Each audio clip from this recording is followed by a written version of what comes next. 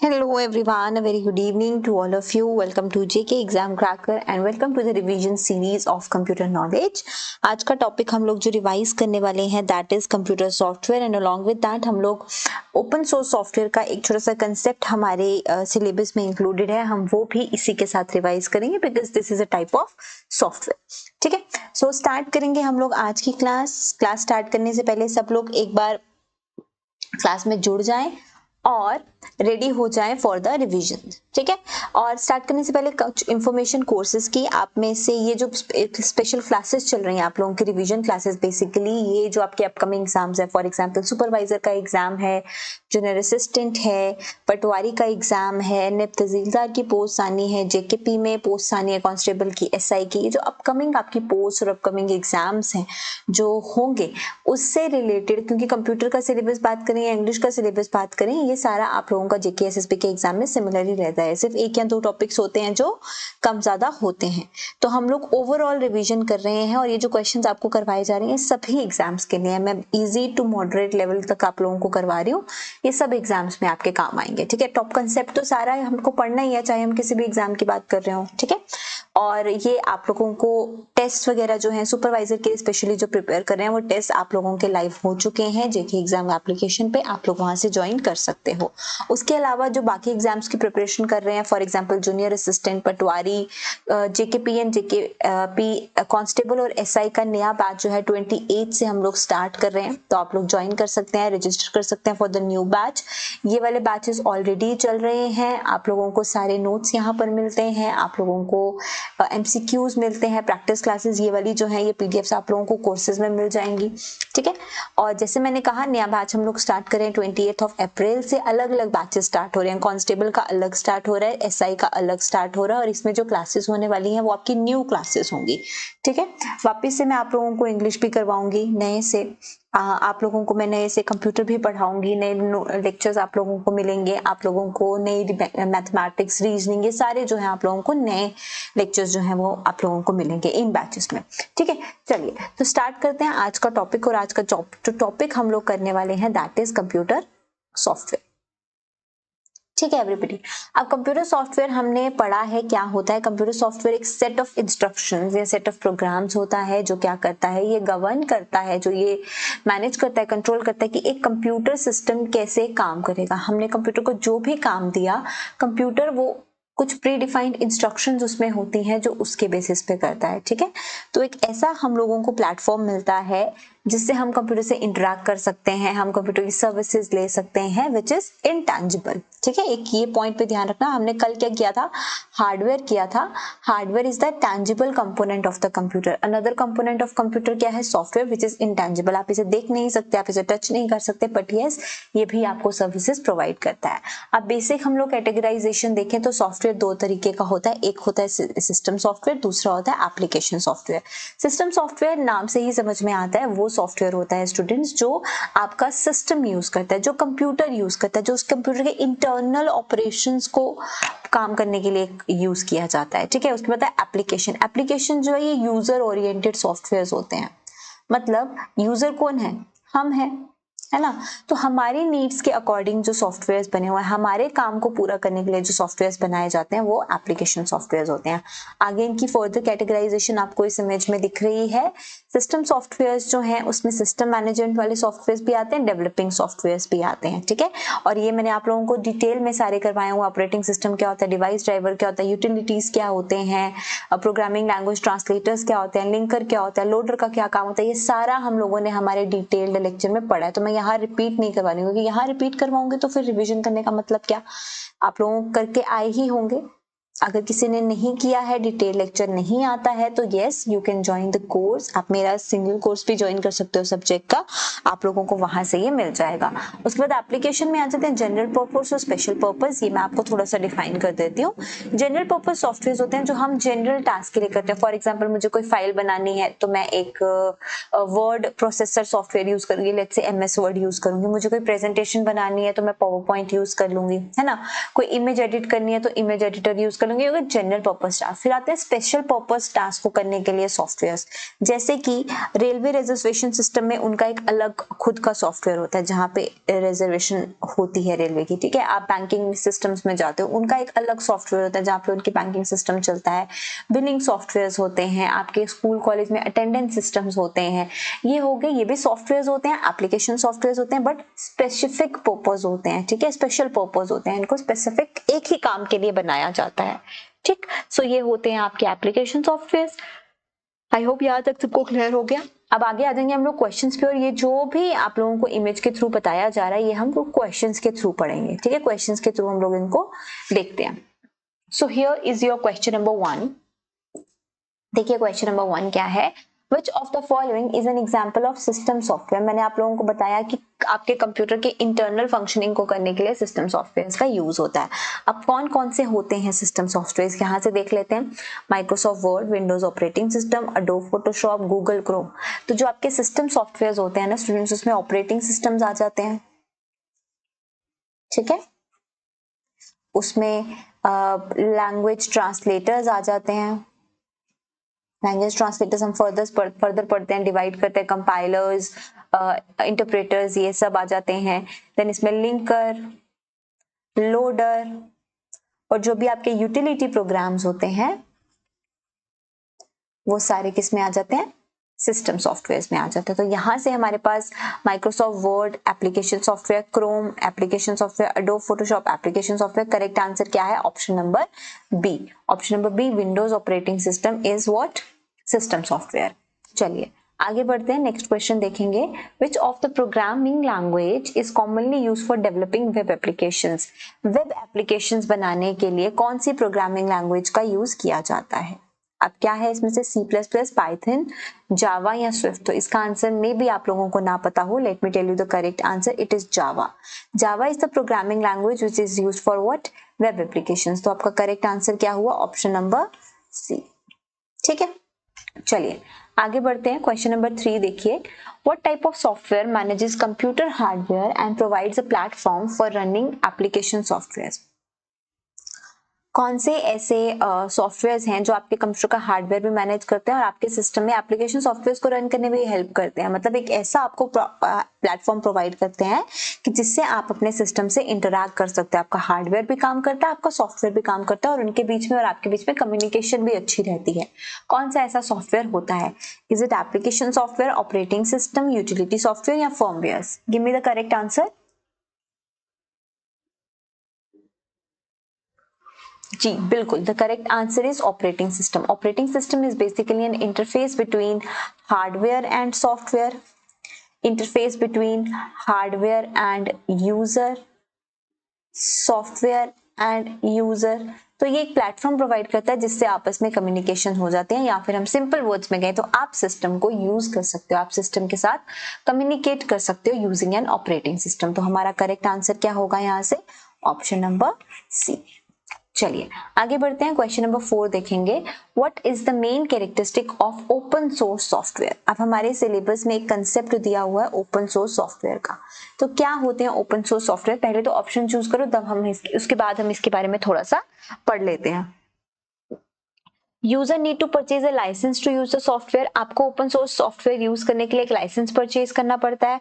Next, source code is freely available for anyone to use, modify and use. इसका source code जो है वो freely available होता है हर किसी के लिए, वो उसे यूज कर सकता है, मॉडिफाई कर सकता है एंड फर्दर डिस्ट्रीब्यूट भी कर सकता है। Next, it is developed by a single company not shared with others. ये एक सिंगल कंपनी बनाती है और किसी के साथ शेयर नहीं होता। It is only available for limited trial period. तो बताइए क्या करेक्ट आंसर होगा इसका?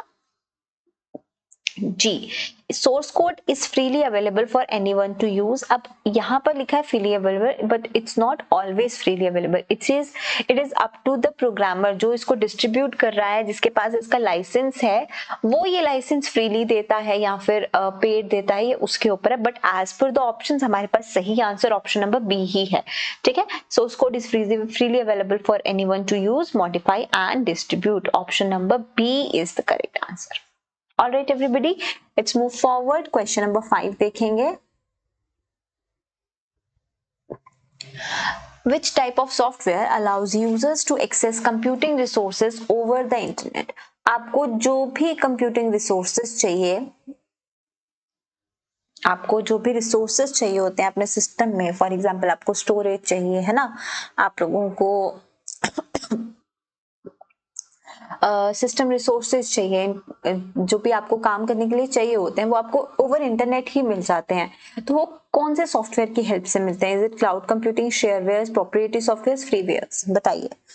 इवन आप लोगों का जो अभी मैंने लेक्चर 1 लिया है रिवीजन क्लासेस का, जिसमें मैंने आपको फंडामेंटल्स, बेसिक कंपोनेंट्स कराया, उसमें भी हमने ये कंसेप्ट देखा था। बिल्कुल, it is called as cloud computing. Cloud computing हमें सारी कंप्यूटिंग रिसोर्सेज या सर्विसेज ऑनलाइन प्रोवाइड कर देता है यूजिंग इंटरनेट। तो करेक्ट आंसर हमारा क्या हो गया? Option number A. ठीक। शेयरवेयर्स क्या होते हैं? शेयरवेयर्स ऐसे सॉफ्टवेयर्स होते हैं जो हमें कुछ टाइम के लिए फ्री होते हैं ऑन ट्रायल बेसिस, उसके बाद आपको पे करना पड़ता है for further utilization. Proprietary softwares होते हैं जो क्लोज्ड सोर्स सॉफ्टवेयर्स होते हैं। क्लोज्ड सोर्स सॉफ्टवेयर से कहने का मतलब है जो जिनको अगर आप इंस्टॉल करना चाहते हैं, यूटिलाइज करना पड़ता है, यू हैव टू पे फॉर देम, और उनका सोर्स कोड भी आपको नहीं मिलता है। उसके बाद फ्रीवेयर्स होते हैं जो फ्रीली अवेलेबल होते हैं, आप फ्रीली इंस्टॉल करके यूटिलाइज कर सकते हैं। ठीक है, चलो क्वेश्चन नंबर 6 पे आ जाते हैं। What is the purpose of software updates? आप सब सॉफ्टवेयर अपडेट करते हैं, ठीक है, आप अपने सिस्टम में भी अपने ऑपरेटिंग सिस्टम को अपडेट करते हैं, या एप्लीकेशन जो आप यूज करते हैं आप अपडेट करते हैं। इवन आप जेके एग्जाम क्रैकर एप्लीकेशन यूज करें तो उसका भी टाइम टू टाइम अपडेट आप लोगों को आता है। तो what is the purpose of the software update? क्यों अपडेट करते हैं हम सॉफ्टवेयर? ऑप्शंस रीड करते हैं एक बार। To introduce new bugs into the software. New bugs का मतलब क्या होता है? यहां से देख लो, इट मींस एरर्स। नए एरर्स इंट्रोड्यूस करना होते हैं सॉफ्टवेयर पे, ये तो गलत है। To slow down the performance of the system. अगर परफॉर्मेंस ऑफ द सॉफ्टवेयर कम ही करनी है तो क्यों अपडेट करना है? मत करो, ये भी गलत हो गया। To address security vulnerabilities and fix bugs. Security vulnerabilities को एड्रेस करने के लिए और जितने भी इश्यूज आ रहे हैं या प्रॉब्लम्स आ रही हैं, एरर्स आ रहे हैं, उनको फिक्स करना सॉफ्टवेयर अपडेट का काम होता है। बिल्कुल सही, option number C is the correct answer. ठीक है, नेक्स्ट है to increase the price of the software. No, it is not the correct one. Option है क्या है? Option number C is the right answer. चलो क्वेश्चन नंबर 7 देखो फटाफट। Which term refers to the software that is distributed on trial basis with a limited functionality? ये भी हम लोगों ने डिस्कस किया। ट्रायल बेसिस पे मिलता है और लिमिटेड फंक्शनैलिटी, मतलब आप उसके सारे फंक्शंस को यूटिलाइज नहीं कर सकते हो। आप ट्रायल पे बेसिस पे उसको 1 दिन 2 दिन या 3 दिन यूज कर सकते हो, उसके बाद आपको पूरा सॉफ्टवेयर अच्छे से सारी फंक्शनैलिटीज को यूज करने के लिए यू हैव टू पे, आपको पे करना पड़ता है, तभी आपको एक्सेसिबल होता है। ऐसे सॉफ्टवेयर कौन से होते हैं? ओपन सोर्स, फ्रीवेयर, शेयरवेयर या पब्लिक डोमेन सॉफ्टवेयर? बिल्कुल, the correct answer is option number C, that is sharewares. ठीक है, अब बाकी टाइप ऑफ सॉफ्टवेयर यहाँ पे दिए हैं, उस पर भी क्वेश्चन पूछा जा सकता है, तो एक बार डिस्कस कर लेते हैं। ओपन सोर्स सॉफ्टवेयर कौन से होते हैं स्टूडेंट्स? जिसका सोर्स कोड आप लोगों को फ्रीली अवेलेबल होता है और पेड भी हो सकता है। ठीक है, प्रीवियस क्या होते हैं? Which are free to use, आप उन्हें यूज कर सकते हो बिल्कुल फ्रीली, आप उनको इंस्टॉल और उनको यूटिलाइज कर सकते हो। Public domain software, public domain software होते हैं जिनका सोर्स कोड आप लोगों को क्या होता है? फ्री मिलता है। ठीक है, source code is freely available and आप उसको फ्रीली यूटिलाइज भी कर सकते हो। अब यहां पर आप बोलोगे ओपन सोर्स फ्रीली अवेलेबल भी होते हैं और पेड भी हो सकते हैं अप टू द डिस्ट्रीब्यूटर। ये किसके ऊपर होता है? जो इसको डिस्ट्रीब्यूट कर रहा है, it is up to distributor, ये ध्यान रखिएगा। करेक्ट आंसर हमारा ऑप्शन नंबर सी है। Let's move forward, question number 7 देख लेते हैं। What is the primary function of utility software? Utility software का primary function क्या होता है? Now in certain books you will see कि utility software एक अलग से type of software बताया है, मतलब system software भी, application software, utility software अलग से एक type बताई हुई है। और कुछ books में आप लोग देखोगे कि utility software आप लोगों को क्या बताया? As a type of system software बताया है। तो अलग भी बताया है, सही भी बताया, कोई फर्क नहीं पड़ता, आपको बस पता होना चाहिए यूटिलिटी सॉफ्टवेयर जो है वो क्या है। तो यूटिलिटी सॉफ्टवेयर वो सॉफ्टवेयर होते हैं जो हमारे सिस्टम की परफॉर्मेंस को बढ़ाने के लिए होते हैं, ठीक है। हमारे सिस्टम में फॉर एग्जांपल स्पेस खत्म हो रही है तो स्पेस को ऑप्टिमाइज करने के लिए, अनयूज्ड डेटा पड़ा है, अनयूज्ड फाइल्स पड़ी हैं तो उन्हें, अननेसेसरी फाइल्स पड़ी हैं उन्हें हमारे सिस्टम से रिमूव करने के लिए, हमारे सिस्टम को कोई सिक्योरिटी थ्रेट है, लेट्स से वायरस है तो उसको देखने के लिए, ठीक है।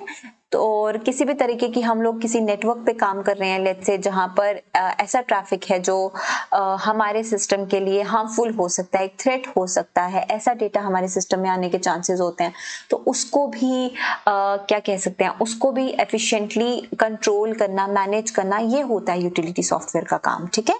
तो आंसर क्या होगा हमारा option number C, right? Enhancing system performance and efficiency. Option number C is the correct answer. अब यूटिलिटी सॉफ्टवेयर बहुत तरह के होते हैं, मैं आप लोगों को थोड़ा सा यहाँ पर बता देती हूँ। डिस्क क्लीनअप, क्या काम होता है, डिस्क में जो भी अननेसेसरी फाइल्स की वजह से स्पेस यूटिलाइज हुई है उसको फ्री करना, ठीक है, ये डिस्क डीफ्रेगमेंटर। डीफ्रेगमेंटर का क्या काम होता है, जो भी एम्प्टी स्पेसेस हैं या एम्प्टी फ्रेगमेंट्स हैं ऑन अ डिस्क, उसको क्या करता है, फिल करता है और स्पेस फ्री करता है, ऑप्टिमाइज करता है स्पेस को, ठीक। Then backup and recovery, backup और रिकवरी सॉफ्टवेयर भी इसमें आ जाते हैं, ठीक है। आपका एंटीवायरस इसमें आ जाता है, देन आप लोग फायरवॉल्स यूज करते हो वो भी इसमें आ जाते हैं, राइट। ये सारे यूटिलिटी सॉफ्टवेयर होते हैं। तो आंसर क्या है हमारा option number C. Let's move forward, question number 9 देखेंगे। What does disk fragmentation utility software do. अभी मैंने आप लोगों को बताया कि यूटिलिटी सॉफ्टवेयर में डिस्क डिफ्रेगमेंटर होता है, तो इस डिस्क डिफ्रेगमेंटेशन का काम क्या होता है, removes unnecessary files from the disk, organizes fragmented data on the disk to improve performance, encrypts data on the disk to enhance security, creates a backup of files stored on the disk। बताइए। बिल्कुल, जो आपके disc में fragmented data होता है उसको organise करता है, ठीक है। जो एम्प्टी स्पेसेस हैं बीच में उसको सही तरीके से अरेंज करता है, सिक्वेंशली या फिर सही तरीके से अरेंज करता है डेटा को, ताकि जो एम्प्टी स्पेसेस हैं वो फिल हो जाए और हमारे पास स्पेस थोड़ी ज्यादा हो, ठीक है। So correct answer is option number B. Answer is B. Done. उसके बाद आपको बोला रिमूव्स अननेसेसरी फाइल्स, ये डिस्क क्लीनअप का काम होता है। Creates backup of the files, ये बैकअप एंड रिकवरी सॉफ्टवेयर का काम होता है। यहाँ पर आंसर हमारा ऑप्शन नंबर बी है। चलिए आगे बढ़ते हैं, क्वेश्चन नंबर 10 देखेंगे सब। Which utility software is used to detect and remove malicious softwares from a computer system? ये हमने पढ़ लिया है और हमें पता भी होना चाहिए इसका आंसर कि मैलिशियस सॉफ्टवेयर्स जो होते हैं, हार्मफुल सॉफ्टवेयर्स हमारे सिस्टम में ना आए, अगर आ भी गए हैं तो उन्हें डिटेक्ट करके रिमूव कर दिया जाए। ये कौन से सॉफ्टवेयर्स का काम होता है, ये काम होता है एंटीवायरस का काम, ठीक है। यहाँ पर एक और टर्म आप लोगों को दिख रही है, फाइल कंप्रेशन। फाइल कंप्रेशन का क्या काम होता है, जो भी अननेसेसरी फाइल्स है उनका साइज कंप्रेस कर देता है ताकि थोड़ा सा स्पेस जो है वो फ्री हो जाए, ठीक है। सो यहाँ पर जो करेक्ट आंसर है it is option number C. चलो क्वेश्चन नंबर 11 पे आ जाओ। What does firewall utility software use, ये हमने अभी डिस्कस कर लिया जब हमने यूटिलिटी पढ़ा। फायरवॉल का क्या काम होता है, पढ़िए from the options, which one is the right answer.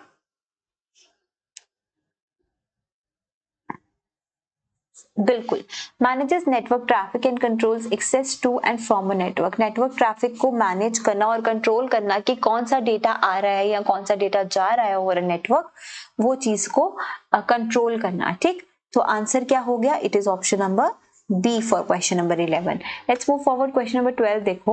Which component of operating system manages communication between hardware and software? Hardware और सॉफ्टवेयर के कम्युनिकेशन को मैनेज करने वाला कौन सा पार्ट ऑफ ऑपरेटिंग सिस्टम है या कौन सा कंपोनेंट ऑफ ऑपरेटिंग सिस्टम है? कर्नल, GUI, डिवाइस ड्राइवर्स या फिर फाइल सिस्टम्स?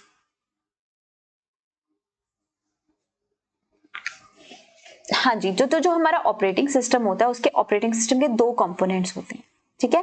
एक होता है आपका कर्नल पार्ट, एक होता है आपका shell part. These are two are the components of operating system. Kernel जो होता है it is the active part of the operating system, मैंने पढ़ाया भी।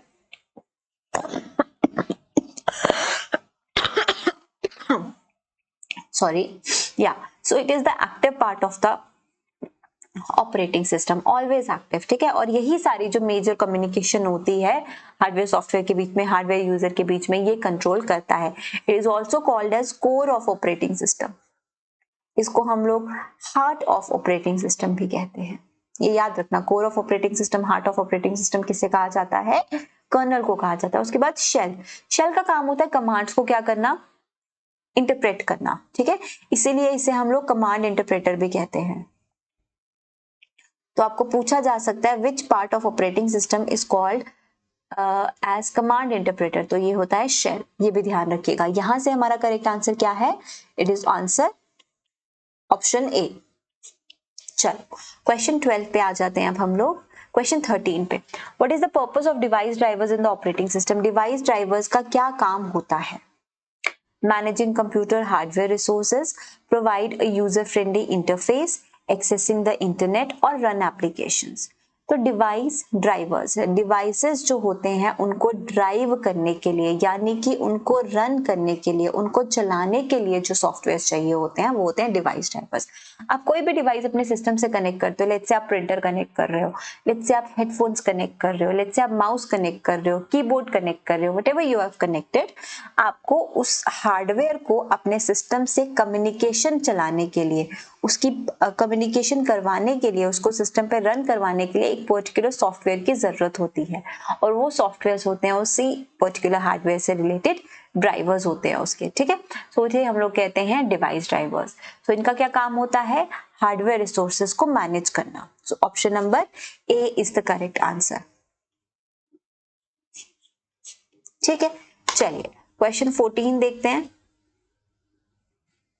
Which of the following licenses allows users to modify and distribute open source softwares freely as long as they share the derivative works under the same license terms? तो क्या बोला है? कौन सा licence है जो अलाउ करता है हमें कि ओपन सोर्स सॉफ्टवेयर्स को हम लोग डिस्ट्रीब्यूट कर पाएं या मॉडिफाई कर पाएं जब तक वो लाइसेंस टर्म्स के अंडर आता है? तो कौन सा सॉफ्टवेयर होता है कौन सा लाइसेंस होता है ओपन सोर्स सॉफ्टवेयर्स के लिए? Is it MIT, Apache, GNU या फिर प्रोप्रिएटरी लाइसेंस? क्या है करेक्ट आंसर? बिल्कुल सही, it is GNU GPL, that is GNU general public license. Option number C is the correct answer. ये हमने ओपन सोर्स सॉफ्टवेयर्स के टॉपिक में हमने पढ़ा भी है, ठीक। चलो क्वेश्चन 15 पे आ जाते हैं। विच of the following is an example of open source web browser? अब ओपन सोर्स सॉफ्टवेयर जो है वो डिफरेंट तरह के हो सकते हैं। वो आपके वर्ड प्रोसेसिंग में भी हो सकते हैं, आपकी इमेज मैनिपुलेटिंग सॉफ्टवेयर्स भी हो सकते हैं, आपके वेब ब्राउजर्स भी हो सकते हैं, ईमेल सॉफ्टवेयर्स भी हो सकते हैं, ईमेल सॉफ्टवेयर्स पे भी हो सकते हैं। मतलब हर तरह का सॉफ्टवेयर जो है वो ओपन सोर्स हो सकता है और है भी। तो इसके डिफरेंट डिफरेंट एग्जांपल्स भी आ जाते हैं जो हमने पढ़े भी हैं। तो ओपन सोर्स वेब ब्राउजर हम लोगों को पूछा है यहाँ से कौन सा है? Microsoft Edge, Safari, Mozilla Firefox, Internet Explorer. तो बताइए कौन सा वेब ब्राउजर यहाँ पे ओपन सोर्स है? Give me the correct answer. बिल्कुल सही, the correct answer is Mozilla Firefox. Option number C, it is open source web browser. और वेब ब्राउजर सबको पता है क्या होते हैं? ये ऐसे एप्लीकेशन सॉफ्टवेयर होते हैं जो इंटरनेट सर्फिंग के लिए यूज करते हैं हम लोग, है ना। चलो आगे बढ़ते हैं। Question number 16, which open source office productivity suite includes applications for word processing, spreadsheets, presentations and more? अब आपको वर्ड प्रोसेसिंग के लिए प्रेजेंटेशन सॉफ्टवेयर हो, स्प्रेडशीट सॉफ्टवेयर हो, ये सारे सब सॉफ्टवेयर का एक ही पैकेज सॉफ्टवेयर जो ओपन सोर्स है वो कौन सा है? देखो हमें पता है कि एक तो हम लोग पढ़ते हैं माइक्रोसॉफ्ट सूट के बारे में, जिसमें MS वर्ड आ जाता है ना, MS एक्सेल आ जाता है, MS पावर पॉइंट आ जाता है, MS एक्सेस आ जाता है, MS आउटलुक आ जाता है, राइट। ये वाले जो पैकेज सॉफ्टवेयर हैं ये आते हैं माइक्रोसॉफ्ट सूट के अंदर। लेकिन ये तो क्लोज्ड सोर्स है, क्लोज्ड सोर्स यानी कि पेड है, नॉट फ्रीली अवेलेबल, एंड इनका सोर्स कोड भी हमारे पास अवेलेबल नहीं है। तो हमारे पास ओपन सोर्स सॉफ्टवेयर सूट कौन सा है जो ये सारी सर्विसेज प्रोवाइड करता है, तो वो है आपका लिबर ऑफिस। ठीक है, इसमें हमारे पास प्रेजेंटेशन सॉफ्टवेयर भी आ जाता है, स्प्रेडशीट भी आ जाता है, हमारे पास डेटाबेस सॉफ्टवेयर भी आ जाता है, वर्ड प्रोसेसिंग सॉफ्टवेयर भी आ जाता है। Done. So correct answer is option number B. चलिए आगे बढ़ते हैं, question number 17। What is the main benefit of open source softwares for developers? अब जो डेवलपर्स हैं उनके लिए ओपन सोर्स सॉफ्टवेयर का क्या काम है? अब देखो, हमें पता है कि ये जो ओपन सोर्स सॉफ्टवेयर में सोर्स कोड होता है, इट इज अवेलेबल, है ना। यानी कि जो भी डेवलपर्स हैं वो अपने अकॉर्डिंग इसमें क्या कर सकते हैं, चेंजेस कर सकते हैं, और इससे उनको हेल्प मिलती है कि वो ग्लोबली डेवलपर्स की कम्युनिटी जो है वो एक बनाए। डेवलपर्स आपस में एक कम्युनिटी बना सकते हैं और वहां पर जो भी सोर्स कोड है उसमें चेंजेस कर सकते हैं, जिससे क्या होगा, टेक्नोलॉजी में डेवलपमेंट होगी। सो यहाँ पर करेक्ट आंसर क्या आएगा, collaboration with global community of developers. Option number C is the correct answer. बढ़े आगे, क्वेश्चन नंबर 18 देखिए। Close source software often requires users to agree a dash before installation. हमने ओपन सोर्स में तो पढ़ा हमें GNU लाइसेंस की जरूरत है, अब क्लोज सोर्स में कौन से लाइसेंस की जरूरत होती है? Is it end user license agreement, या फिर मतलब एक अग्रीमेंट जो है वो अग्री करना पड़ता है बिफोर इंस्टॉलेशन। आप जब भी कोई क्लोज सोर्स सॉफ्टवेयर इंस्टॉल करते हैं तो देयर इज एन एग्रीमेंट जिस पे आपको येस और नो, आई अग्री और आई डोंट अग्री पे क्लिक करना पड़ता है। तो वो कौन सा अग्रीमेंट होता है, ये आपको पूछा गया। End user license agreement, shareware license agreement, GNU general public license, creative commons license, बताइए।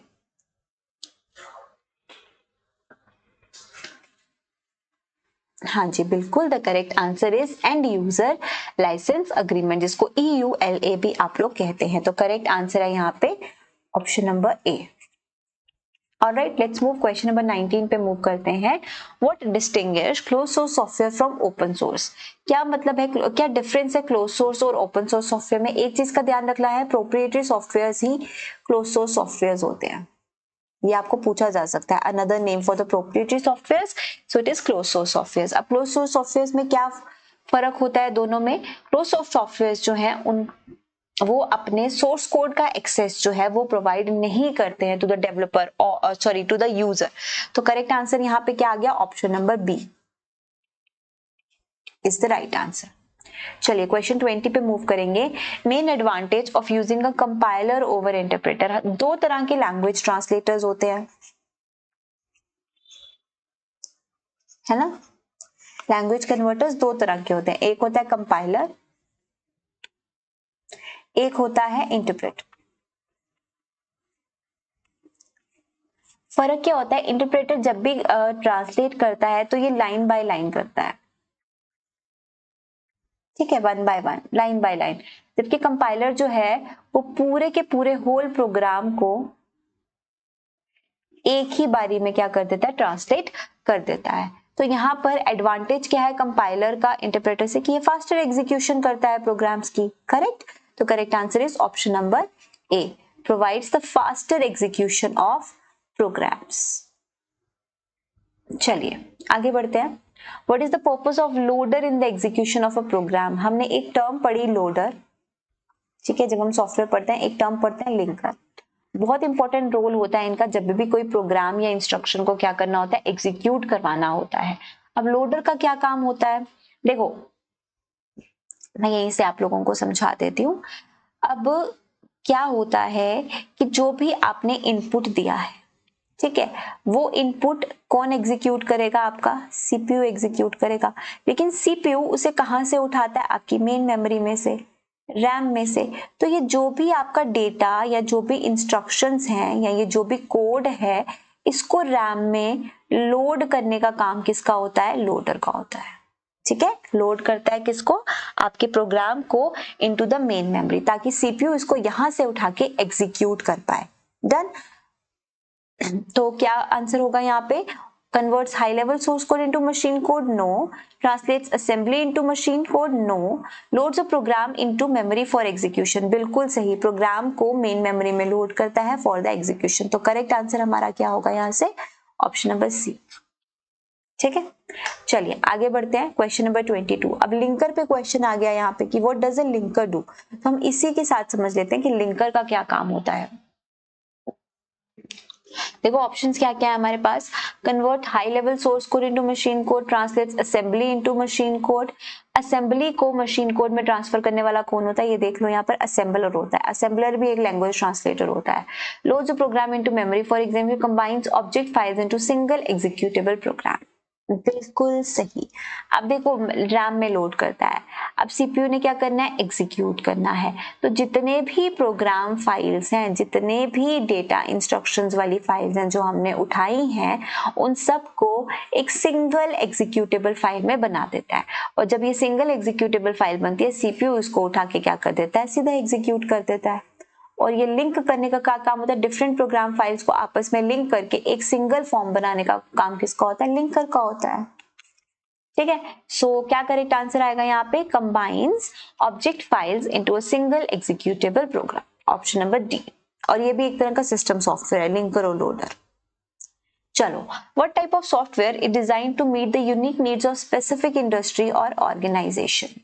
एक स्पेसिफिक इंडस्ट्री या ऑर्गेनाइजेशन है, उसके लिए जो सॉफ्टवेयर बनाया जाएगा वो कौन से सॉफ्टवेयर कहलाया जाएगा। Is it application software, special purpose software, system software या ओपन सोर्स सॉफ्टवेयर, बताइए।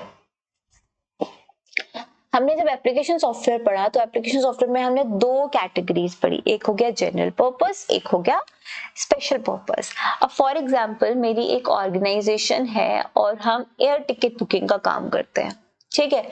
अब एयर टिकट बुकिंग के लिए मुझे एक स्पेशल तरह का सॉफ्टवेयर चाहिए जहां पे मैं एयरलाइंस की सारी इंफॉर्मेशन हो, फ्लाइट्स की सारी इंफॉर्मेशन और बुकिंग की सारी इंफॉर्मेशन, मतलब सारी मैनेजमेंट वहां पे होनी चाहिए। मुझे एक ऐसी एप्लीकेशन चाहिए, तो मैं अपनी खुद की एक स्पेशल एप्लीकेशन बनाऊंगी जो सिर्फ इसी काम को करेगी। अब उस एप्लीकेशन में मैं फाइल्स नहीं बना सकती, अब उस एप्लीकेशन में कैलकुलेशंस नहीं कर सकती, अब उस एप्लीकेशन में मैं प्रेजेंटेशंस नहीं बना सकती, गेम्स नहीं खेल सकती, वो सिर्फ एक स्पेसिफिक काम करती है। तो वो स्पेसिफिक इंडस्ट्री के लिए, मेरी इंडस्ट्री के लिए जो एप्लीकेशन है वो क्या हो गया, एक स्पेशल पर्पस एप्लीकेशन या फिर स्पेशल पर्पस सॉफ्टवेयर आप उसे बोल सकते हो, which is a category of application software. तो करेक्ट आंसर क्या आ जाएगा, ऑप्शन नंबर बी, ठीक है, special purpose software. Question number 24 पे आ जाओ। अब क्या है क्वेश्चन नंबर 24, रीड करेंगे सब। विच of the following is not a characteristic of application software. देख लो ऑप्शन, देखो provides functionality for users to perform specific tasks, बिल्कुल सही। एक एप्लीकेशन सॉफ्टवेयर हमें ऐसी फंक्शंस प्रोवाइड करता है कि हम अपना स्पेसिफिक काम जो है वो कर सकते हैं, तो ये तो सही है। Can be customized and extended by developers, जिसने इसको बनाया है वो इसे कस्टमाइज कर सकता है, बिल्कुल कर सकता है।